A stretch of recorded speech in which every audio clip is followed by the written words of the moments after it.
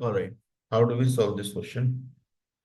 Question में आपसे पूछा गया है KMnO4 decomposes on heating at 513 kelvin to form O2 along with which compound.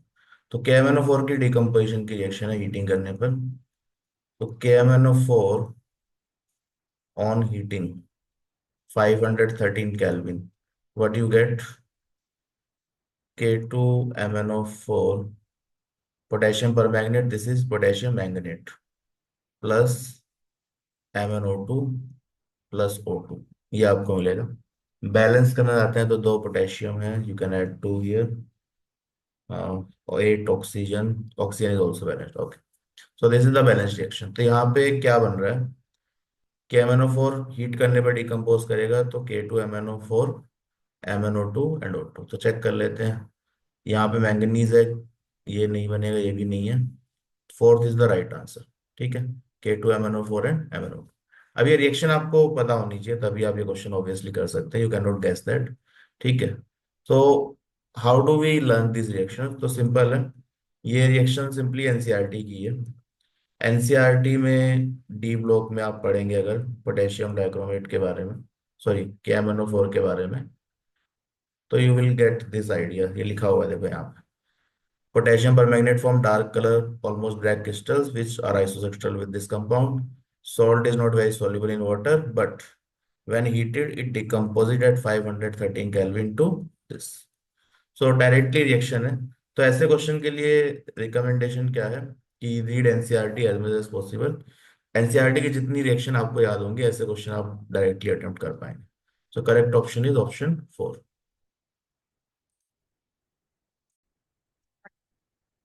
Alright, how do we solve this question? Question में आपसे पूछा गया था electronic configuration of neodymium is, atomic number दे रखा है 60। तो आपको बताना है इलेक्ट्रॉनिक कॉन्फ़िगरेशन क्या होगा। ठीक है, तो ऐसे केसेस में देखो यहाँ पे एटॉमिक नंबर हाई है, नियोडिमियम 60 इलेक्ट्रॉन है इसमें। ठीक है, अब 60 इलेक्ट्रॉन को 1s1 1s2 इस तरीके से तो लिखेंगे नहीं स्टार्टिंग से। तो सबसे पहले यहाँ पे फिगर आउट करते हैं हम कि इसका नियरेस्ट नोबल गैस कौन सा है। ठीक है, उसके बाद हम आगे की कॉन्फ़िगरेशन लिख सकते हैं। तो फर्स्ट फिगर आउट, जब भी इलेक्ट्रॉनिक कॉन्फ़िगरेशन का क्वेश्चन आता है तो नियरेस्ट नोबल गैस देख लो कौन सा है। ठीक है, तो यहाँ पे वैसे दे रखा है ज़ेनॉन है। ठीक है, बट नियरेस्ट नोबल गैस के एटॉमिक नंबर आपको पता होने चाहिए। तो let's say you have helium, neon, argon, krypton, xenon, radon and OG. ठीक है, ये लास्ट वाला है। तो यहाँ पे एटॉमिक नंबर क्या क्या है इनके? तो atomic number 2, 10, 18, 36 and 54, 86 and 118।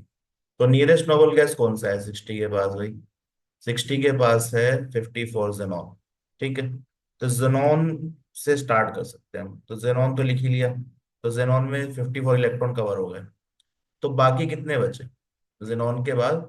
60 electron total, तो 54 तो जेनॉन में हो ही गए। तो 60 minus 54, how many electrons are remaining? तो यहाँ पे कितने रिमेनिंग है? 6 इलेक्ट्रॉन। तो जेनॉन के बाद 6 इलेक्ट्रॉन आने चाहिए। ठीक है, अब now we have to figure out कि ये कौन से ब्लॉक का है। S S block, D block, F block, कौन सा है? पी ब्लॉक है। ठीक है, तो ब्लॉक हम देखते हैं पीरियड टेबल में लोकेशन से, that we can figure out using general electronic configuration. ठीक है, तो आपको देखना है block using general electronic configuration. General electronic configuration के हिसाब से पीरियोडिक टेबल में इसकी लोकेशन क्या होनी चाहिए। ठीक है, अब यहाँ पे इस पर्टिकुलर ऑप्शन में ये फिगर आउट करने की जरूरत नहीं है, ऑलरेडी ऑप्शन से ही दिख रहा है कि लास्ट इलेक्ट्रॉन एफ में जा रहे हैं, तो it has to be F block. ठीक है, ये नहीं दिया होता एफ ब्लॉक तो फिर हम देखते हैं, तो जनरल इलेक्ट्रॉनिक कॉन्फ़िगरेशन से आगे का लिख लेते तो उससे ब्लॉक पता चल जाता। ठीक है, तो find block using general electronic configuration तो ऑलरेडी पता है। कि नियोडिमियम जो है एप ब्लॉक का एलिमेंट है। ठीक है। तो एप ब्लॉक के एलिमेंट में जनरल इलेक्ट्रॉनिक कॉन्फ़िगरेशन क्या होगा? एप ब्लॉक में अगर हम देखें जनरल इलेक्ट्रॉनिक कॉन्फ़िगरेशन, तो क्या होना चाहिए? तो नोबल गैस हो गया। नोबल गैस के बाद क्या आएगा? तो यहाँ पे एस में you always have two electron, तो एस में ऑप्शन नहीं है। ठीक है। Then you have n-1।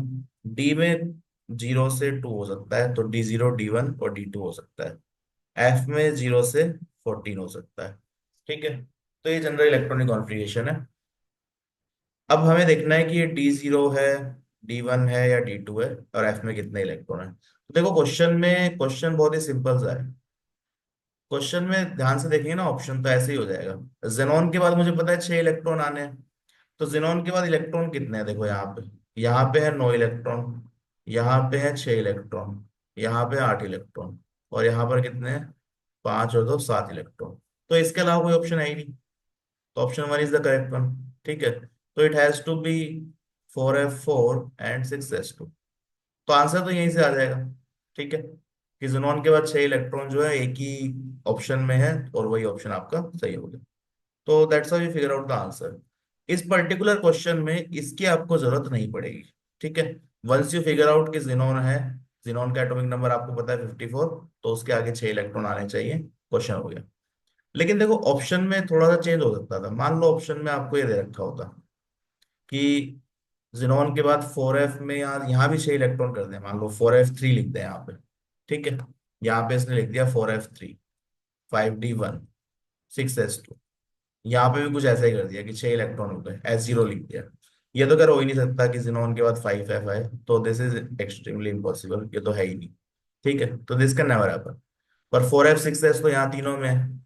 तो यहाँ पे अगर 6 इलेक्ट्रॉन है और यहाँ भी 6 इलेक्ट्रॉन दे दिए किसी तरीके से, D1 दे दिया और F3 दे दिया, then how do you figure it out? ठीक है। तो फिर कैसे देखेंगे? इस पर्टिकुलर ऑप्शन में तो हो जाएगा, लेकिन अगर दूसरे ऑप्शन में भी 6 इलेक्ट्रॉन आ गए, इसमें भी 6 इलेक्ट्रॉन आ गए, तो how do we do that? तो इसके लिए फिर आपको जरूरत पड़ेगी, कि यहाँ पर जनरल इलेक्ट्रॉनिक कॉन्फ़िगरेशन क्या है। ठीक है। तो इसको फ्यूचर रेफरेंस के लिए समझ लेते हैं एक बार में ही, कि एफ ब्लॉक में जितने भी एलिमेंट है, नोबल गैस के बाद एस में 2 ही इलेक्ट्रॉन आएंगे, तो एस में तो कोई ऑप्शन नहीं। ठीक है। और डी में ऑप्शन है, और जो बचे हुए इलेक्ट्रॉन है वो एफ में जाएंगे, तो एफ में भी कुछ खास देखना नहीं है। आपको देखना है डी में। तो डी में क्या ऑप्शन है? D1 हो सकता है, D2 हो सकता है, और D0 हो सकता है। तो एस में 2 इलेक्ट्रॉन आ गए, डी में देख लेंगे, और उसके बाद जो भी बचेगा वो एफ में जाएगा। ठीक है। तो D1 में कौन कौन से एलिमेंट एफ ब्लॉक में होते हैं? ठीक है। तो D1 में you have Ce cerium, Gd gadolium, gadolinium, and Lu lutetium. ये 4f सीरीज में। 5f सीरीज में you have Pa, uranium, neptunium Np, then you have curium and florencium. तो इन सब में D1 आएगा यहाँ पे। ठीक है। D2 में एक ही है, D2 में बस थोरियम ही। अब बाकी इनके अलावा जितने भी हैं सारे D0 में आएंगे, उसमें डी में कोई इलेक्ट्रॉन नहीं होगा। तो this is rest of a block elements, तो ये आप याद रख सकते हैं। तो remember the D1 and D2। अब D2 में देखो थोरियम ही है, D1 में आप याद रख सकते हैं, D2 याद ही रहेगा। उसके अलावा जितने भी हैं वो सारे क्या हैं? D0। तो यहाँ पे आपको दे दिया, मान लो कि भाई एग्जैक्ट ही बताना है हमें, तो कि 60 इलेक्ट्रॉन है। ठीक है, सब्जेक्टिव क्वेश्चन होता है मान लो, तो we have to figure it out. तो जिनोन तो पता चल ही गया। ठीक है। जिनोन के बाद 6s और 4f आएगा, ये भी पता है। ठीक है, वो तो पता चल ही जाएगा सीक्वेंस क्या है। तो 4f एंड 6s। तो 4f 6s। अब 5d में कुछ होगा या नहीं होगा वो हमें पता नहीं है। तो देखो, क्या यहाँ पे ये दिख रहा है? Nd, neodymium. क्या ये यहाँ पे कुछ दिख रहा है सर? नियोडिमियम है यहाँ पे? नहीं है। तो ये D1 में भी नहीं है, D2 में भी नहीं है, that means it is D0। तो D0 में आएगा ये। ठीक है। और S2 सब में होना ही होना है। तो बाकी कितने बचे? तो यहाँ पे टोटल 6 इलेक्ट्रॉन लेने थे, तो बाकी बच गए 4। तो अगर सब्जेक्टिव क्वेश्चन होता तो ये इंफॉर्मेशन आपको पता होनी चाहिए। ठीक है। या ऑप्शन में भी दो ऐसे आते हैं जहां पे 6 इलेक्ट्रॉन है। तो you need to know this information, तो इसको आप फ्यूचर रेफरेंस के लिए याद रख सकते हैं कि एफ ब्लॉक में इनमें D1 है, थोरियम में D2 है, बाकी सब में D0 है। एस में हमेशा ही दो आएंगे, बाकी बचे हुए एफ ब्लॉक में आएंगे। ठीक है, एफ सब शेल में आएंगे। तो this is somewhat you can remember for future questions. ठीक है। तो यहाँ पे करेक्ट आंसर हमारा इस क्वेश्चन में तो पर्टिकुलर एक ही पॉसिबिलिटी है, that is option 1। Option 1 is the correct answer. Alright, how do we solve this question? Question में आपको दो स्टेटमेंट दे रखी है। Statement 1, 4f and 5f series of element are place separately in the periodic table to preserve the principle of classification. Statement 2, S block elements can be found in pure form in nature. आपको बताना है कौन सी statement सही है, कौन सी गलत। ठीक है। स्टेटमेंट 2 को पहले देखते हैं। स्टेटमेंट 2 बोल रहा है S block elements can be found in pure form in nature. S block element pure form में मिलते हैं। तो देखिए एस ब्लॉक एलिमेंट कौन से एलिमेंट है? ग्रुप 1 एंड ग्रुप 2 एलिमेंट, जो कि काफी रिएक्टिव होते हैं। For example sodium, potassium, magnesium etcetera. तो S block elements are highly reactive. अब हाईली रिएक्टिव है तो प्योर फॉर्म में कैसे मिलेगा? हाईली रिएक्टिव है तो कंपाउंड की फॉर्म में ही मिलेगा। तो not found in pure form. Pure form में नेचर में नहीं मिलेगा। Pure form in nature. तो जो हाईली रिएक्टिव एलिमेंट है वो प्योर फॉर्म में मिलने के चांसेस नहीं है उसके। वो कंपाउंड की फॉर्म में ही आपको कहीं ना कहीं मिलेगा। ठीक है। कौन से एलिमेंट है जो प्योर फॉर्म में मिल सकते हैं? तो प्योर फॉर्म में कौन मिल पाएगा? ठीक है, एलिमेंटल फॉर्म में। तो जो रिएक्टिव नहीं है, less reactive. For example you know silver, gold, ये नेचर में अपनी प्योर फॉर्म में मिलते हैं। ठीक है, क्योंकि रिएक्टिव नहीं है। रिएक्टिव नहीं है तो कंपाउंड जल्दी से नहीं बनाएगा। प्योर फॉर्म में मिलने के चांसेस ज्यादा है। तो जो लेस रिएक्टिव है that can be found in pure form, लेकिन जो ज्यादा रिएक्टिव है प्योर फॉर्म में नहीं मिलेगा। तो स्टेटमेंट 2 जो है आपका, that is false. S block element pure form में नहीं एग्जिस्ट करते नेचर में। ठीक है। स्टेटमेंट 1 देखते हैं। 4f और 5f series of elements are place separately in periodic table. इनको आपने सेपरेटली प्लेस करा है, क्यों? To preserve the classification, principle classification. तो ये क्या बोल रहे हैं कि एफ ब्लॉक को हमने सेपरेटली प्लेस करा है ताकि क्लासिफिकेशन सही रहे। तो स्टेटमेंट तो सही है। पीरियोडिक टेबल में देखो, चेक कर लेते हैं। अगर आप एफ ब्लॉक को सेपरेटली प्लेस नहीं करें, ये 4f सीरीज है, 5f सीरीज है, लेंथेनम से स्टार्ट होता है। Lanthanum and actinium are D block elements. यहां से आपका एफ ब्लॉक स्टार्ट होता है। तो लेंथेनम के बाद यहाँ पे डी ब्लॉक आएगा, एफ ब्लॉक आएगा। ठीक है। तो यहाँ पे आना चाहिए 4f और यहाँ पे आना चाहिए 5f। अब 4f और 5f को आप यहाँ रख देंगे तो इस पूरे ब्लॉक को शिफ्ट करना पड़ेगा। ठीक है। लेकिन क्लासिफिकेशन के हिसाब से तो ये इसके नीचे ही आने चाहिए। तो if you try to adjust F block, अगर यहाँ पे आप एडजस्ट करेंगे तो ये वाला जो पूरा ब्लॉक है that has to be shifted, तो इसको शिफ्ट करना पड़ेगा। तो आपका जो क्लासिफिकेशन है वो डिस्टर्ब हो जाएगा। तो ये स्टेटमेंट सही बोल रहा है कि एफ ब्लॉक को हमने अलग से रखा है ताकि यहाँ पर क्लासिफिकेशन डिस्टर्ब ना हो। तो स्टेटमेंट 2 भी सही है। सॉरी, स्टेटमेंट 1 सही है। ठीक है। So this statement 1 is true. Second तो फॉल्स था ही। तो statement 1 true, statement 2 is false. So option 3 is the correct option.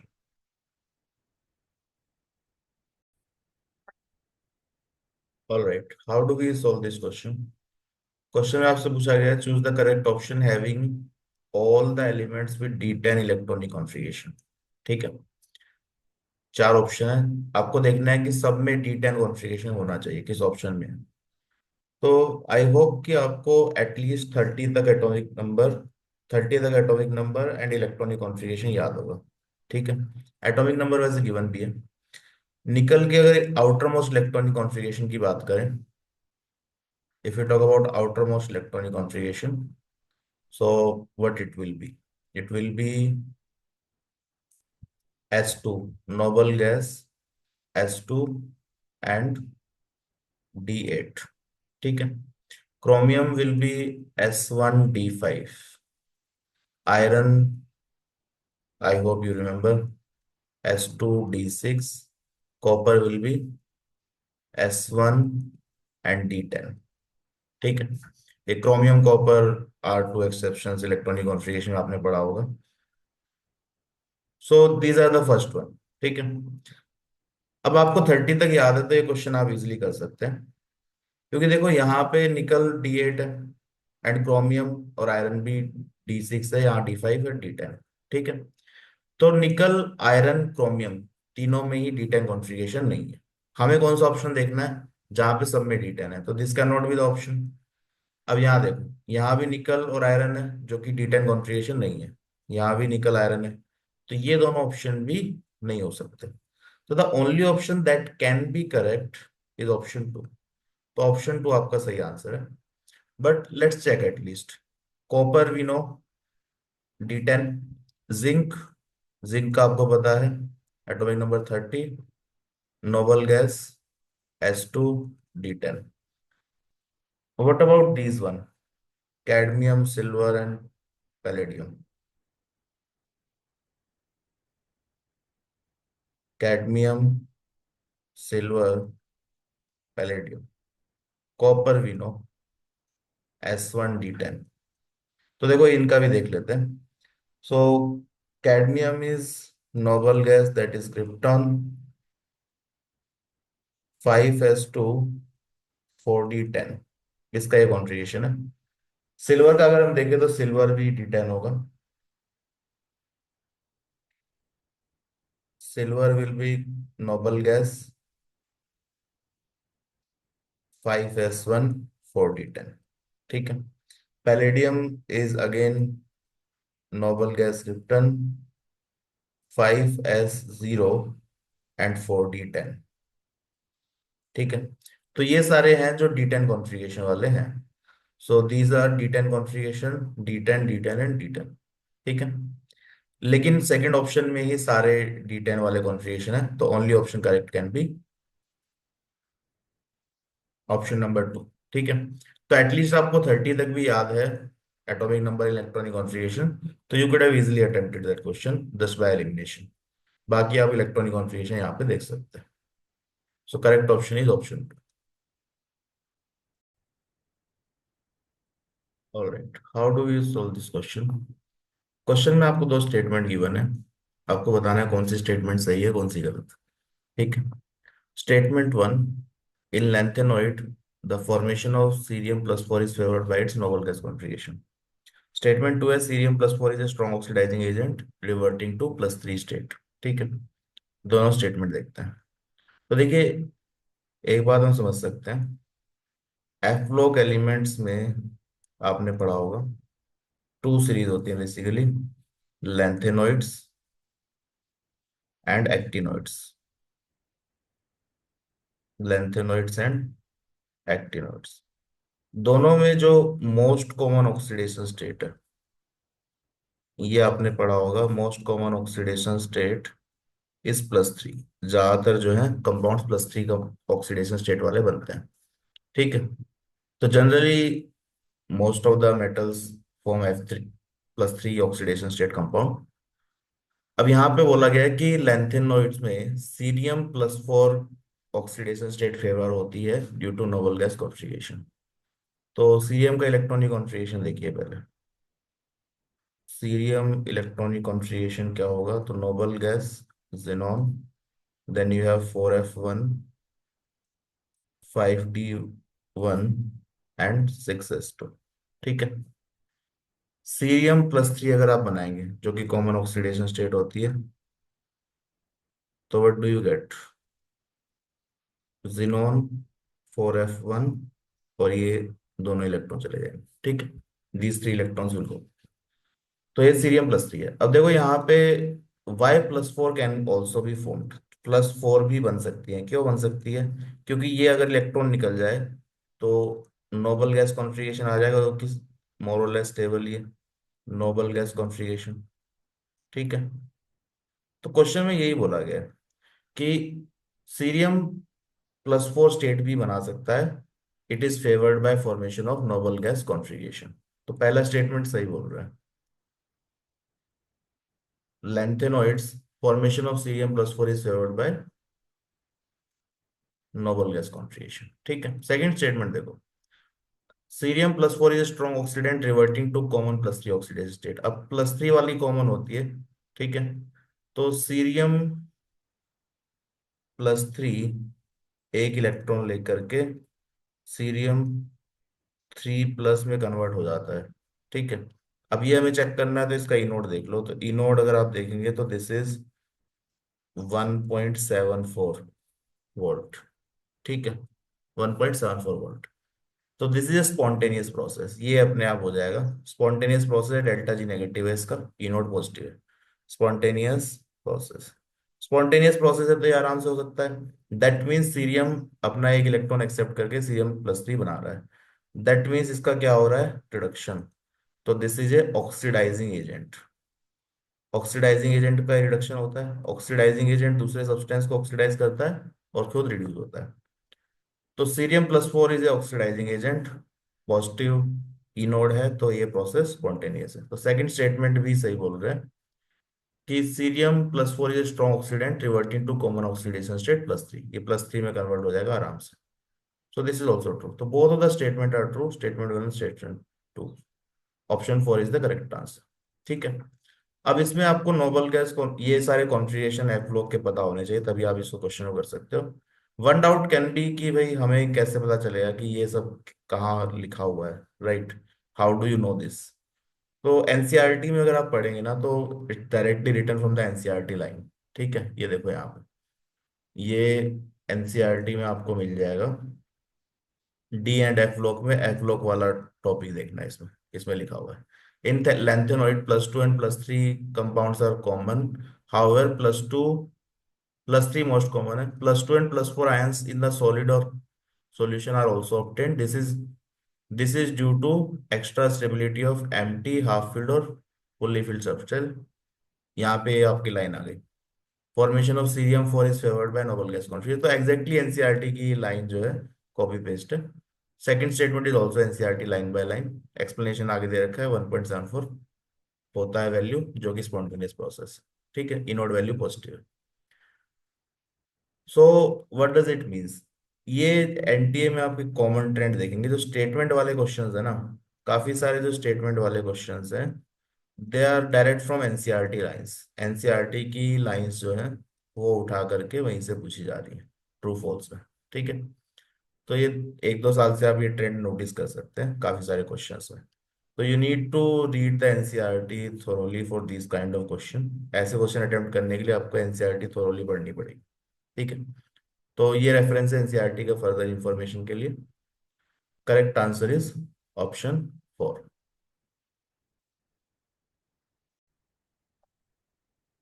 Alright, how do we solve this question. Question में आपसे पूछा गया total number of ions from the following with noble gas configuration. ठीक है, Nobel gas configuration किसका है, यहाँ पे इलेक्ट्रॉनिक कॉन्फ़िगरेशन दिखना है आपको, एटॉमिक नंबर गिवन है, so these are the ions. ठीक है, अब इसको क्वेश्चन को करने के लिए आपको इलेक्ट्रॉनिक कॉन्फ़िगरेशन का थोड़ा बहुत आइडिया होना चाहिए, so you should know A knowledge of that. ठीक है, ये इलेक्ट्रॉनिक कॉन्फ़िगरेशन एलिमेंट्स के। नाउ लेट्स सी कौन कौन से आयन दे रखे हैं। तो पहले दे रखा है स्ट्रोंशियम 2 प्लस। स्ट्रोंशियम 2 प्लस अगर आप देखो, देखिए जब इलेक्ट्रॉन निकाल रहे हैं तो आउटर मोस्ट ऑर्बिटल से निकलते हैं। ठीक है, तो ये वाले इलेक्ट्रॉन निकलेंगे, तो दिस इज नोबल गैस। यहाँ पे हो जाएगा 5s0, तो यहाँ आगे कुछ नहीं है। ठीक है, तो ये तो नोबल गैस कॉन्फ़िगरेशन आ ही गया। सिमिलरली देखिए सीजियम प्लस, यहाँ पे एक इलेक्ट्रॉन निकालना है, तो ये ऐसे चला जाएगा, तो आपका नोबल गैस कॉन्फ़िगरेशन आ गया, एस में इलेक्ट्रॉन हो गए 0। लेड 2 प्लस, लेड 2 प्लस देखना है, लेड में, and lanthanum 2 plus. Okay, so let's check lead first, lead पहले देख लेते हैं। लेड 2 प्लस में देखिए यहाँ पे आउटर मोस्ट कौन सा है, पी वाला, तो यहाँ से इलेक्ट्रॉन निकलेंगे, तो you will gate xenon 4f14, 5d10 and 6s2। तो यहाँ पे नोबल गैस कॉन्फ़िगरेशन नहीं है। ठीक है, व्हाट अबाउट lanthanum, lanthanum में क्या बनाना है हमें, 2 प्लस, तो दिस इज 2 प्लस,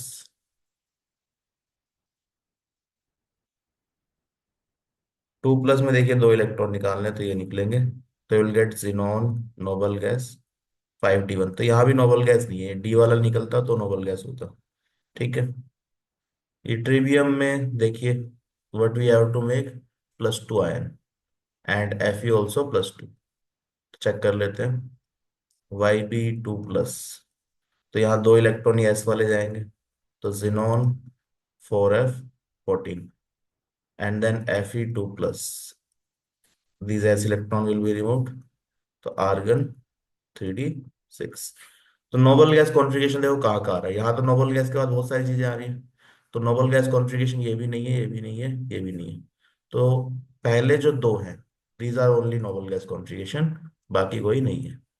तो स्ट्रोंशियम एंड सीजियम, ये दो नोबल गैस वाले आयंस हैं, दोनों एस ब्लॉक एलिमेंट्स हैं। This is group 1 and this is group 2। ठीक है। तो आंसर आपका क्या हो गया, 2। तो electronic configuration S block D block का थोड़ा बहुत आपको आइडिया होना चाहिए क्वेश्चन करने के लिए।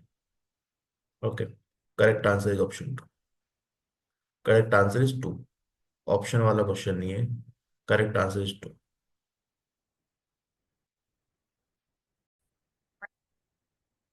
Alright, how do we solve this question. Question आपसे पूछा है, in alkaline medium MnO4 minus oxidizes I-2।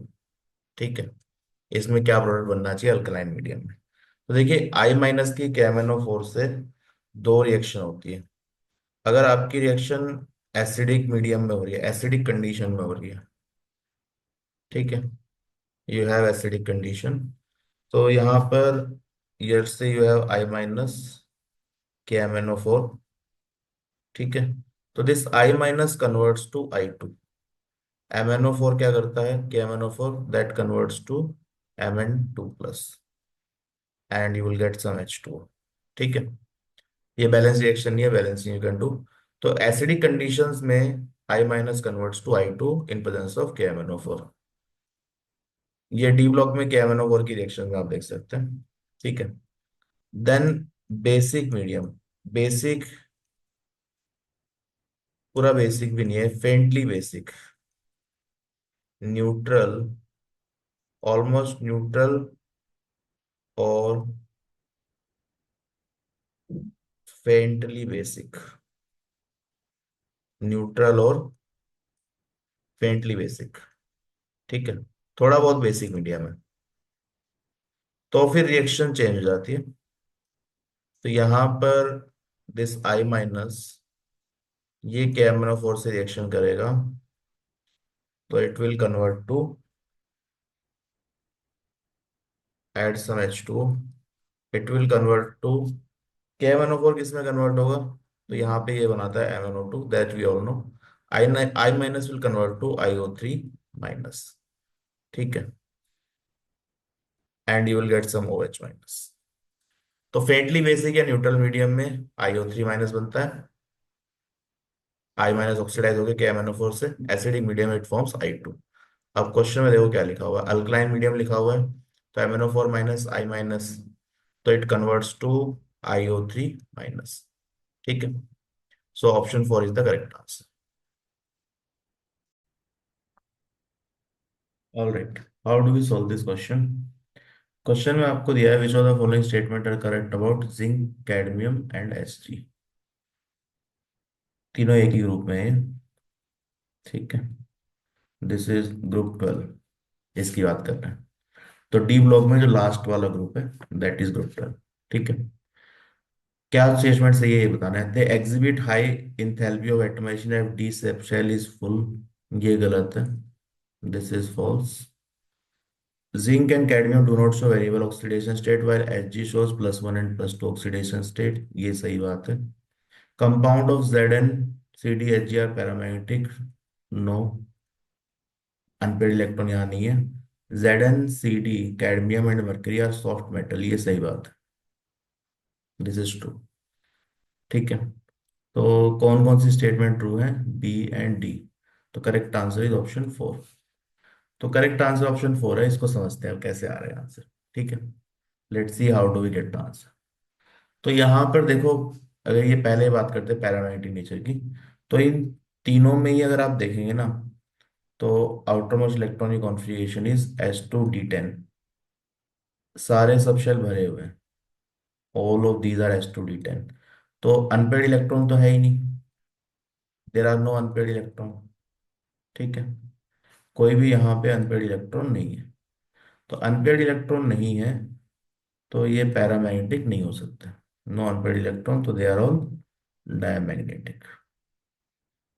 ठीक है, तो ये स्टेटमेंट तो समझ में आ गई कि फॉल्स है। Zinc, cadmium and Hg are soft metal, तो इनके बारे में थोड़ा समझते हैं। देखो, zinc, cadmium and Hg, these are soft metal. अब ये सॉफ्ट मेटल कैसे है, तो ये एनसीईआरटी में आप देखेंगे तो मिल जाएगा। वैसे भी देख सकते हैं, देखो मरकरी तो लिक्विड ही होता है, तो इट इज सॉफ्ट। ठीक है, इसकी हार्डनेस तो कुछ है ही नहीं। जिंक और cadmium is also soft. Atomization energy की बात करें तो इट हैज लो एटोमाइजेशन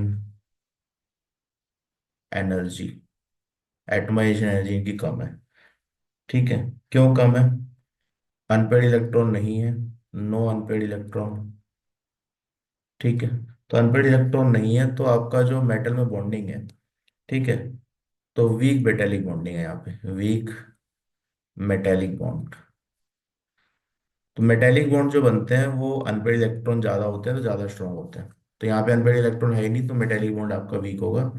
तो मेटल मेटल के बीच में ज्यादा अट्रैक्शन नहीं है, तो लो एटमाइजेशन एनर्जी होगी। एटमाइजेशन एनर्जी का मतलब क्या है, कि मान लीजिए जिंक है, इसको आप एटम्स में कन्वर्ट कर रहे हो जिंक गैस में, तो दिस इज एटमाइजेशन इंथैल्पी। ठीक है, यहाँ पे जो डेल्टा एच आएगा वो एटमाइजेशन इंथैल्पी है। तो लो एटमाइजेशन एनर्जी होता है, अनपेड इलेक्ट्रॉन नहीं है, मेटेलिक बॉन्ड वीक होते हैं, इसलिए एटमाइजेशन एनर्जी भी कम है। ऑक्सीडेशन स्टेट की बात करें तो जिंक और कैडमियम +2 ऑक्सीडेशन स्टेट ही शो करते हैं। मर्क्यूरी वेरिएबल शो करता है +1 भी और +2 भी, दोनों शो करता है। ठीक है, तो अब देखो आंसर आ रहा है क्या? Exhibit high enthalpy of atomization, d subshell is full, ये स्टेटमेंट ही गलत है, लो होती है। सॉफ्ट मेटल है, मर्करी इज लिक्विड, तो इससे इसकी तो हार्डनेस ही 0 है। तो there are all soft metals. ठीक है, लास्ट वाले ग्रुप के। तो ये स्टेटमेंट सही है। Cadmium and zinc only shows +2 oxidation state, सही है। Hg +1 और +2 दोनों शो करता है, तो ये भी सही है। Compound of zinc, cadmium and Hg are paramagnetic. Compounds की बात करते हैं, आर पैरामैग्नेटिक इन नेचर। अच्छा, कंपाउंड्स बोला इन्होंने, मेटल तो पैरामैग्नेटिक है ही नहीं, कंपाउंड्स की बात करते हैं। तो देखो मर्क्यूरी को फिलहाल अभी के लिए छोड़ देते हैं, जिंक को देखते हैं। जिंक बनाएगा तो जिंक 2 प्लस ही बना सकता है, और कैडमियम बनाएगा तो कैडमियम 2 प्लस ही बना सकता है। तो यहाँ पे एस में से इलेक्ट्रॉन निकल जाएंगे, तो ये क्या है, S0 D10, और यहाँ ये क्या है, S0 D10। तो मेटल तो डायमैग्नेटिक है ही, जिंक और कैडमियम एटलीस्ट। जिंक और कैडमियम की अगर हम बात करें, तो यहाँ पे जो ऑक्सीडेशन स्टेट में भी जो कंपाउंड बनेगा तो 2 प्लस स्टेट में ही बनेगा। ठीक है, तो ये भी पैरामैग्नेटिक नहीं है, नो अनपेड इलेक्ट्रॉन। तो इन दोनों के कंपाउंड तो डेफिनेटली पैरामैग्नेटिक नहीं होंगे, तो ये स्टेटमेंट गलत हो गई। अब Hg में +1 में हो सकता है कोई पैरामैग्नेटिक आ जाए, लेकिन Hg 2 प्लस में भी नहीं आएगा। Hg 2 plus still S0 D10। हाँ, Hg +1 में कुछ हो सकता है, एक अनपेड इलेक्ट्रॉन आ सकता है। ठीक है, लेकिन ये तीनों के लिए बात कर रहा है, तो ये स्टेटमेंट गलत हो जाएगी। ठीक है, तो it is wrong statement for metal as well as their compound. Hg +1 में paramagnetic nature it might happen, S1 एक अनपेड इलेक्ट्रॉन आ सकता है। ठीक है, लेकिन तीनों के लिए मिला के बोलेंगे तो ये स्टेटमेंट फॉल्स है। अब इसमें देखो एनसीईआरटी में जो रेफरेंस है वो देख लो। ये एटमाइजेशन एनर्जी का ग्राफ दे रखा है एनसीईआरटी में ग्रुप नंबर के हिसाब से, तो हमारा ग्रुप यहाँ पर है, ग्रुप 12। तो यहाँ पे देखो इनकी तीनों की एनर्जी कम है एटमाइजेशन की, इनफैक्ट सबसे कम यही ग्रुप वाला है। ठीक है, यहाँ पे कैडमियम, जिंक और Hg तीनों ही लो एटमाइजेशन वाले हैं, सबसे कम इसी में है। दूसरी लाइन देखो, transition metal with exception of zinc, cadmium and Hg are very much hard and low volatility. इनको छोड़ करके बाकी सारे हार्ड होते हैं, that means they are soft metals. तो ये भी मेंशन्ड है एनसीईआरटी में। ठीक है, तो एनसीईआरटी का रेफरेंस है, डी ब्लॉक में आप देख सकते हैं। फर्दर रीडिंग के लिए।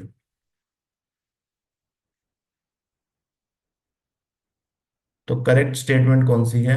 करेक्ट स्टेटमेंट है B and D. Okay, so option 4 is the correct answer.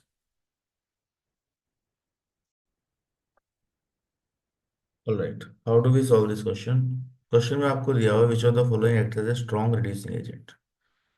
Reducing agent क्या होता है? Reducing agents is something that helps in reduction of other substance. Reduction of other substance, किसी दूसरे substance को जो रिड्यूस करता है, दैट इज रिड्यूसिंग एजेंट। तो दूसरे सब्सटेंस को रिड्यूस कर रहा है तो खुद क्या होगा? This itself gets oxidized. ठीक है, खुद क्या हो रहा है? ऑक्सीडाइज। तो ऑक्सीडाइज हो रहा है इसका मतलब क्या है? ये इलेक्ट्रॉन लूज कर रहा है। तो these are typically electron rich species है, जहां पर इलेक्ट्रॉन होते हैं लूज करने के लिए।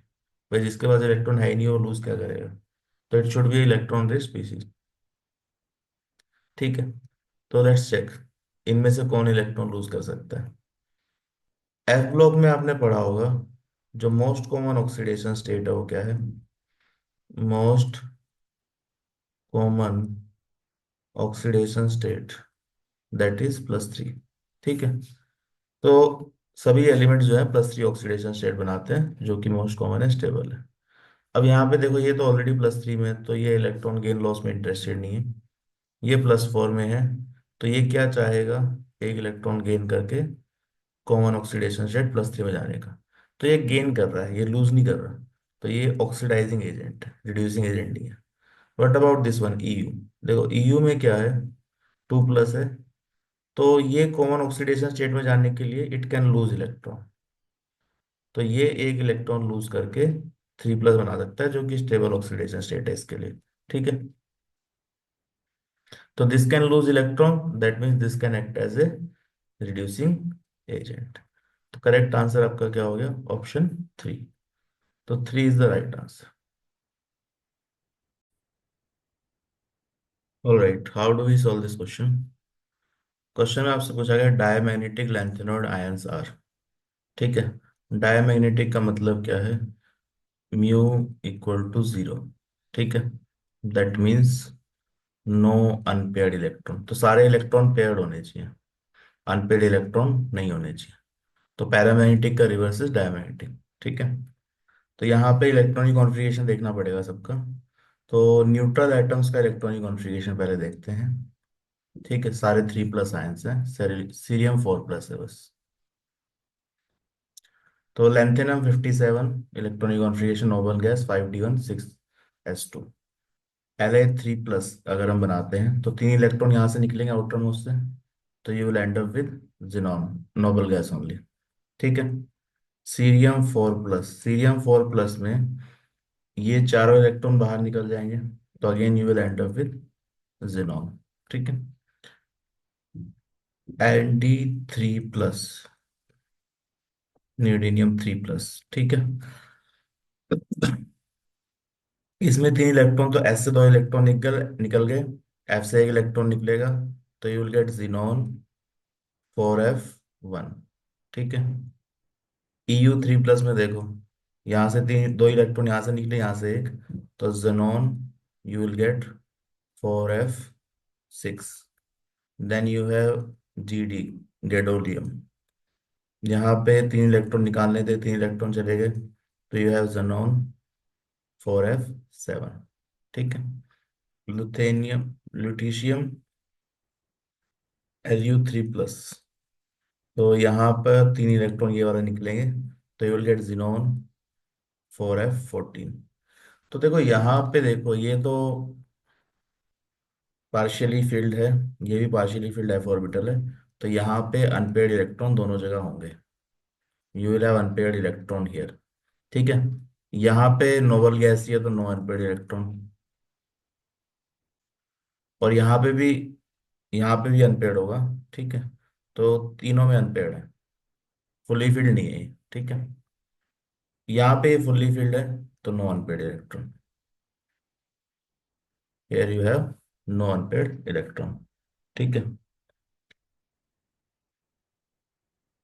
तो कौन कौन से आयन डायमैग्नेटिक आ रहे हैं हमारे?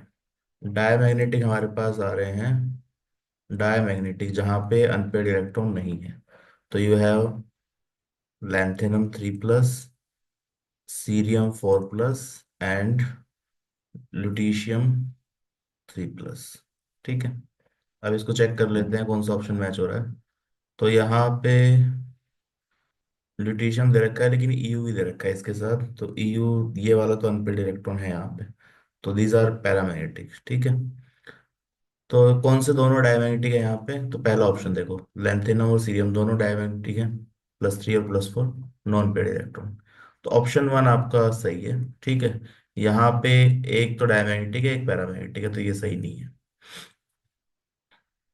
तो करेक्ट आंसर इज वन। तो इसमें आपको थोड़ा बहुत इलेक्ट्रॉनिक कॉन्फ़िगरेशन का आइडिया होना चाहिए कि यहाँ पर क्या बात करी जा रही है। ठीक है,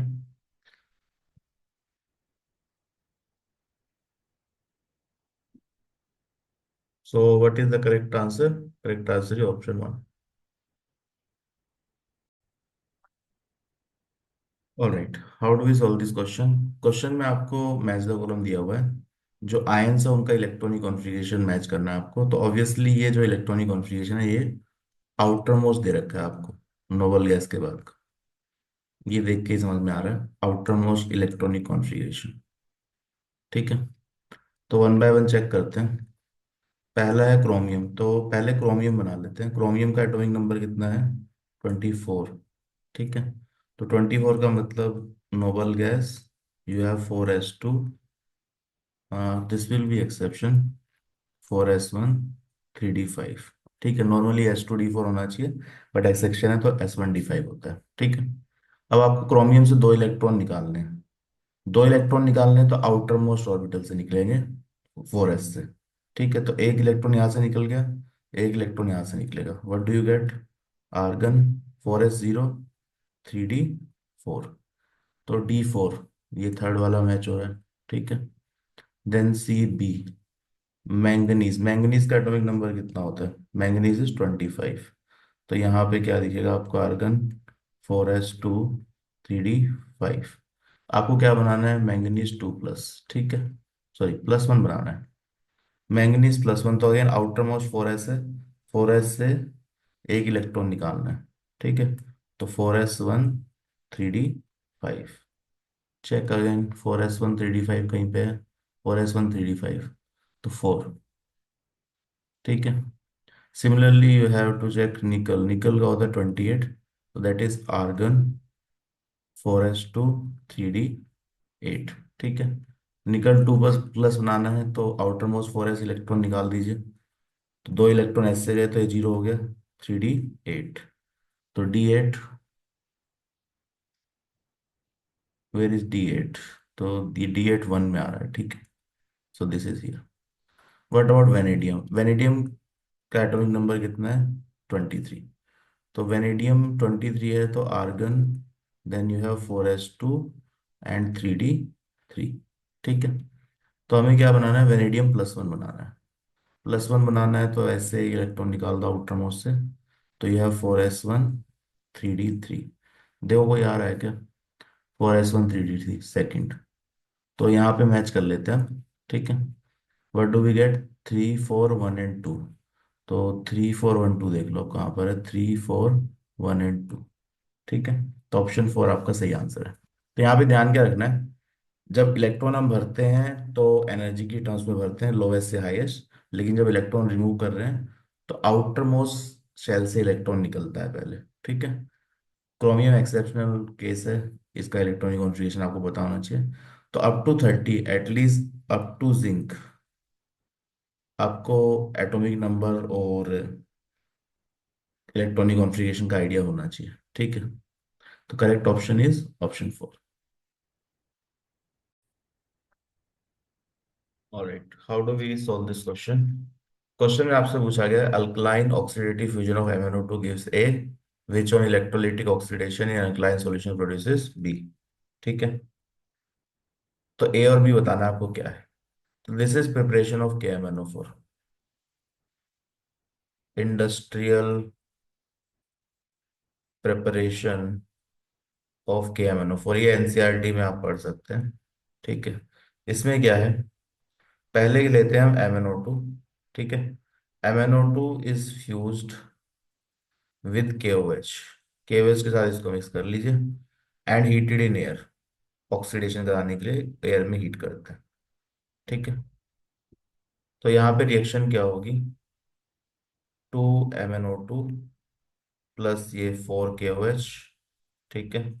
ऑक्सीजन मिलके क्या बनाएंगे, K2MnO4 प्लस H2। ठीक है। तो यहाँ पे क्या बन रहा है, पोटेशियम पर मैंगनेट, पर मैंगनेट अभी बनेगा। This is potassium manganate. ठीक है। ये बन गया। अब यहाँ पे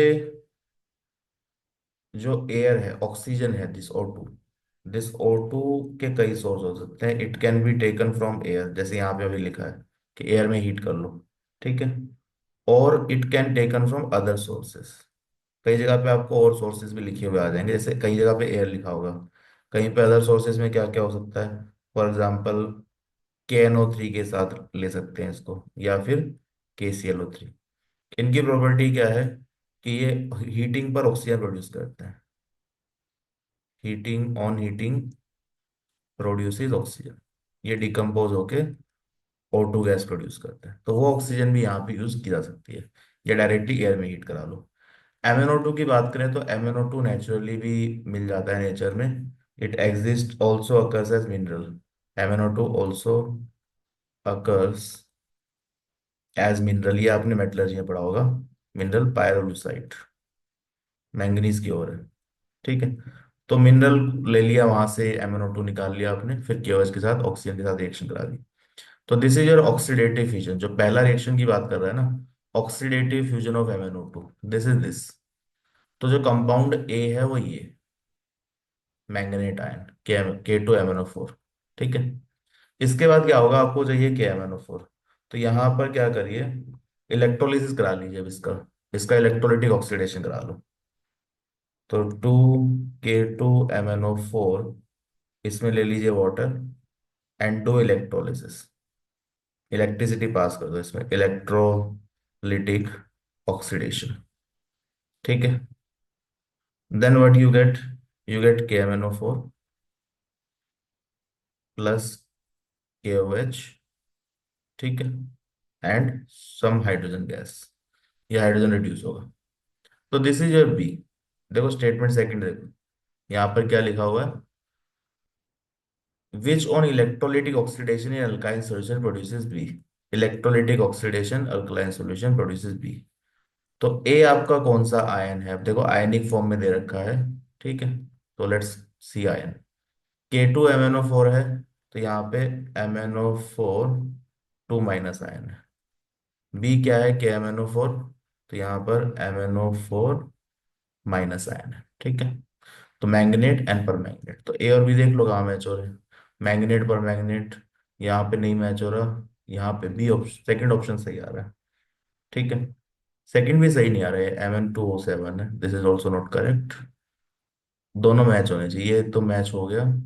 ओके, फोर्थ ऑप्शन मैच हो रहा है सही से, MnO4 2 एंड MnO4 तो fourth is the right answer. तो ये प्रोसेस जो है ये समझने का है, इंडस्ट्रियल स्केल पे प्रिपरेशन इस तरीके से होता है। पहले MnO2 को KOH के साथ हीट करेंगे, फिर ऑक्सीजन के साथ हीट करेंगे, तो ऑक्सीडेशन पे आपको K2MnO4 मिलेगा, पोटेशियम मैंगनेट।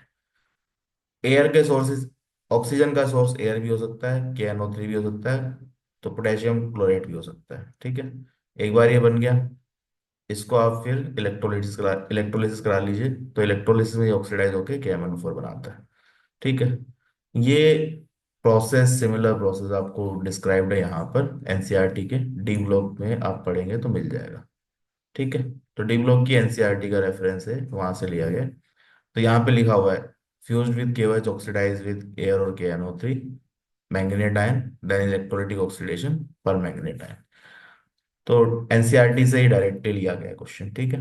तो you are suppose to read NCERT. So option 4 is the correct answer. All right, how do we solve this question. Question में आपको बोला गया आइडेंटिफाई द करेक्ट स्टेटमेंट। ठीक है। पहला स्टेटमेंट है the chromate ion is square planar, chromate ion is CrO4 2 minus. Chromate ion square planar नहीं होता, इसका स्ट्रक्चर आप देखेंगे तो it's looks like sulphate, sulphate जैसा स्ट्रक्चर होता है। This is A tetrahedral ion, ठीक है, टेट्राहेड्रल स्ट्रक्चर है। तो दिस स्टेटमेंट इज फॉल्स, पहला गलत है। It is not square planar, ये क्या है, tetrahedral. Dichromates are generally prepared from chromates, तो ये सही बात है। Green manganate ion is diamagnetic, manganate ion कौन सा है, ये MnO4 2 माइनस, ग्रीन कलर का होता है, ठीक है।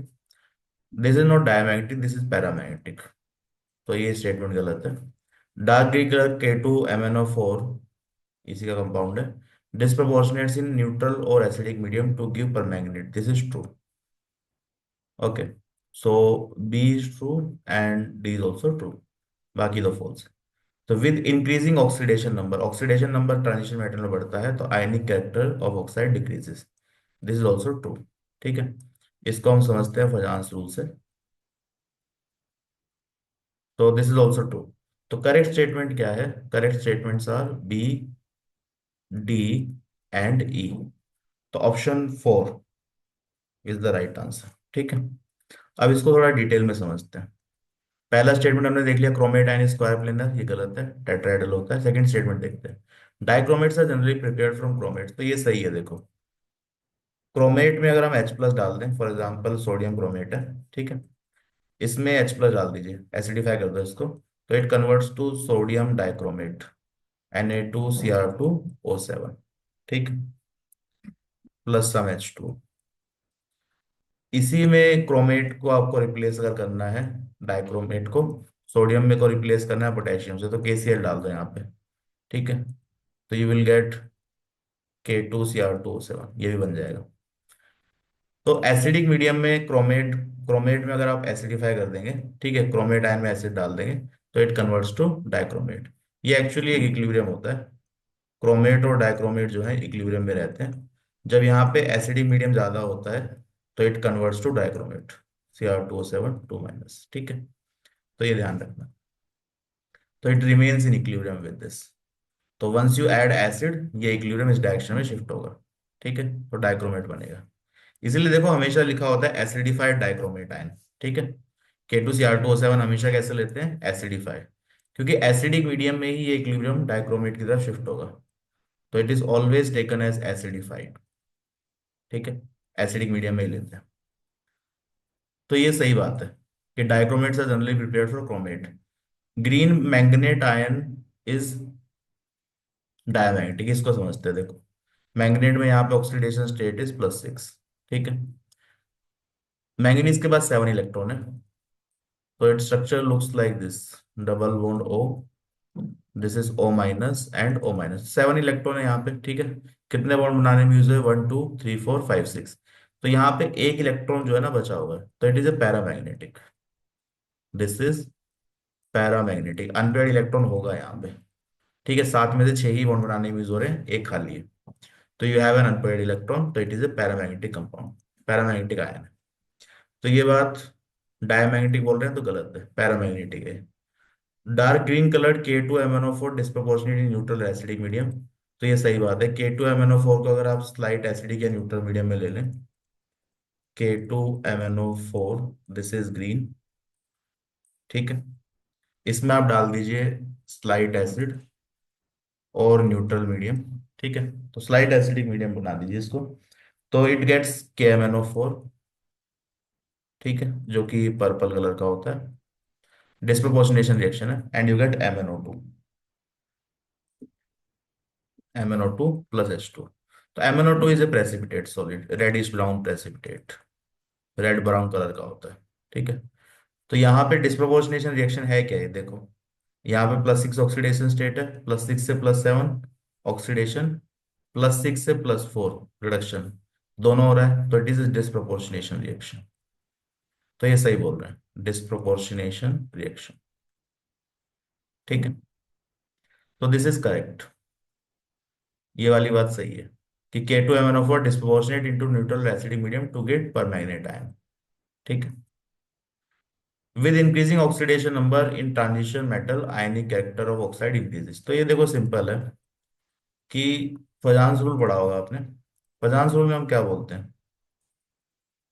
फजांस रूल, सेंट्रल मेटल कौन है? एटम, यहाँ पे मेटल है, सेंट्रल एटम इज मेटल। तो ऑक्सीडेशन स्टेट इंक्रीज होने का मतलब क्या है? चार्ज ऑन कैटायन बढ़ रहा है, ठीक है। तो अगर चार्ज ऑन कैटायन बढ़ता है या चार्ज ऑन आयनायन, दोनों एक ही बात है, दोनों से एक ही रिजल्ट आएगा। चार्ज ऑन कैटायन बढ़ेगा, if charge on cation increases that means जो आपका कोवलेंट कैरेक्टर है, कोवलेंट कैरेक्टर, वो क्या हो जाएगा कंपाउंड में? वो भी इंक्रीज होगा, ठीक है। तो ओवरलैप की टेंडेंसी बढ़ जाती है। चार्ज ऑन कैटायन अगर ज्यादा है तो covalent character will be more. तो कोवलेंट कैरेक्टर ज्यादा है तो आयनिक कैरेक्टर क्या होगा? उसका उल्टा होगा, आयनिक character will be less. Ionic character will decrease. For example आपके पास दो ऑक्साइड है, MnO एंड Mn2O7, ठीक है। तो यहाँ पे +2 ऑक्सीडेशन नंबर है, इसका +7 ऑक्सीडेशन नंबर है। तो यहाँ चार्ज ऑन कैटायन ज्यादा है, ठीक है, तो यहाँ कोवलेंट कैरेक्टर ज्यादा होगा, यहाँ कोवलेंट कैरेक्टर कम होगा। तो it is in fact ionic compound, ये आयनिक ऑक्साइड है, ठीक है। But this is a covalent oxide. तो चार्ज जैसे जैसे सेंट्रल मेटल पे बढ़ेगा ना, चार्ज बढ़ेगा तो फजांस रूल के हिसाब से कोवलेंट कैरेक्टर बढ़ना चाहिए। तो कोवलेंट कैरेक्टर बढ़ेगा तो आयनिक कैरेक्टर कम हो जाएगा। तो this is more ionic, this is least ionic. तो यहाँ पे ये कोवलेंट ऑक्साइड है, ठीक है। This is a covalent oxide and this is an acidic oxide. तो लास्ट वाली स्टेटमेंट सही है। ये बोल रहे हैं कि increasing number of oxidation number अगर बढ़ेगा तो आयनिक कैरेक्टर कम होगा, तो सही बात है। ऑक्सीडेशन नंबर बढ़ रहा है तो ये आयनिक है, कम ऑक्सीडेशन नंबर पे ये कोवलेंट है, ठीक है। तो ionic character decrease, covalent character increase, ये फजांस रूल से भी देख सकते हैं। तो correct statements are B, B, D and E. तो option 4 is the correct answer. Alright, how do we solve this question? Question में आपसे पूछा, choose the correct statement from the following, ठीक है। पहला स्टेटमेंट है Mn2O7 is a oil at room temperature, तो this is true. Mn2O7 room temperature पे it is a covalent compound and green colour oil, covalent green oil, ठीक है। V2O4 reacts with acid to give VO2 2+, this is false, ये गलत है। V2O4 की अगर आप रिएक्शन कराएंगे एसिड से, इसमें एसिड अगर डालेंगे तो you get this ion VO2 positive, ठीक है। तो ये गलत है, VO2 पॉजिटिव नहीं बनता, VO2 पॉजिटिव बनता है। CRO is a basic oxide, तो this is true. CRO basic होता है। इसमें एक और ऑक्साइड है Cr2O3, this is amphoteric, this is amphoteric. Amphoteric मतलब एसिड और बेस दोनों से रिएक्शन कर सकता है, amphoteric oxide. And CrO is basic oxide, ठीक है। इसी में CrO3 की अगर हम बात करें तो it is A acidic oxide, ठीक है। तो CrO basic, CrO3 acidic and Cr2O3 is amphoteric. तो ये क्लियर हो गया। V2O5 do not react with acid, ये स्टेटमेंट गलत है, देखो। V2O5 is amphoteric. V2O5 जो है वो एसिड बेस दोनों से रिएक्शन करता है एक्चुअली। V2O5 ये है amphoteric but mainly acidic oxide, amphoteric but mainly acidic, ठीक है। तो एम्फोटेरिक है पर मेजरली एसिडिक बिहेवियर शो करता है। Amphoteric it means it can react with both acid as well as base, ठीक है। तो V2O5 को अगर आप डाल देते हैं बेस में, अल्कली, अल्कली सोल्यूबल बेस, ठीक है, तो यू गेट VO3 2-। यहीं पे अगर इसको आप डाल दीजिए एसिड में तो यू गेट VO4 पॉजिटिव, ठीक है। तो एसिड और बेस दोनों से रिएक्शन करता है। बेस में बनाएगा VO3 2- एंड एसिड में VO4 प्लस, ठीक है। तो ये स्टेटमेंट गलत है कि रिएक्ट नहीं करता है, रिएक्ट करता है, एसिड से भी रिएक्शन करेगा, बेस से भी करेगा। तो कौन कौन सी स्टेटमेंट सही है? Mn2O7 green oil colour, green oil होता है रूम टेम्परेचर पे, सही है। ये रिएक्शन गलत है, यहाँ पे VO2 2+ नहीं बनेगा, VO2 प्लस बनेगा, तो this is wrong. This is right, CrO3 basic, CrO basic, CrO3 acidic and CrO3 amphoteric. ठीक है, तो CrO की बात कर रहे हैं। V2O5 डो नॉट रिएक्ट, ये गलत है, दोनों से रिएक्शन करता है। रिएक्शन आपको दे रखी है, तो दिस इज रॉन्ग। तो A and C are correct, तो ऑप्शन टू जो है आपका, that is the right answer. ठीक है। अब ये आप लोग बोल सकते हैं कि ये डिटेल हमें कहाँ मिलेगी, तो this is this paragraph of NCERT. NCERT में डी ब्लॉक में अगर आप पढ़ेंगे, तो ये जो पैराग्राफ है यहाँ से ये क्वेश्चन बनाया गया है। ठीक है। तो एनसीईआरटी इनऑर्गेनिक में पढ़ना जरूरी है। देखो यहाँ पे लिखा है MnO Mn2O7 covalent green oil है। ठीक है। इसके बाद ये डिटेल दी गई है, फिर यहाँ पे you have this another additional point, V2O4 dissolves in acid to give this ion, V2O5 acid और बेस दोनों से रिएक्शन करता है तो ये बनता है। ठीक है। Then you have CrO is basic and CrO3 is amphoteric. तो ये सारी इंफॉर्मेशन एनसीईआरटी के पैराग्राफ से ली गई है। ठीक है। If you read NCERT you should be able to answer this question. तो इनऑर्गेनिक के लिए read NCERT in detail to attempt this kind of question. तो करेक्ट आंसर क्या है? Option two. All right, how do we solve this question? Question में आपसे पूछा है transition metal having highest third ionization enthalpies. ठीक है। IE3 चेक करना है आपको, किसकी ज्यादा हुई किसकी कम हुई। तो पहले सीक्वेंस देखते हैं इसका क्या है। तो you have scandium, titanium, vanadium, chromium, manganese, ferrous, cobalt, निकल, कॉपर एंड जिंक। तो this is your 3D series. तो यहाँ पे outer most electronic configuration D1 है, D2 है, D3। ये एक्सेप्शन है, D4 की जगह D5 है, S1 D5। तो this is S2 D1, S2 D2, S2 D3, S1 D5। Chromium exception आपको पता होगा, manganese S2 D5 and then you have S2 D6। ठीक है। तो these are outer most electronic configuration. Now general trend क्या है? General trend, general trend, ionization energy increases when you grow from left to right. तो left to right अगर हम जा रहे हैं, लेफ्ट टू राइट अगर हम जा रहे हैं, तो जनरली आयोनाइजेशन एनर्जी इंक्रीज होती है। Why? Due to increase in nuclear charge, nuclear charge बढ़ता है, एटॉमिक नंबर बढ़ रहा है इस साइड में, तो न्यूक्लियर चार्ज बढ़ रहा है due to increase in nuclear charge. तो न्यूक्लियस पे अगर चार्ज बढ़ जाएगा, ठीक है, न्यूक्लियस पे अगर चार्ज बढ़ गया तो इलेक्ट्रॉन निकालना डिफिकल्ट होगा। अब यहाँ पे कंपैरिजन किसका पूछा है?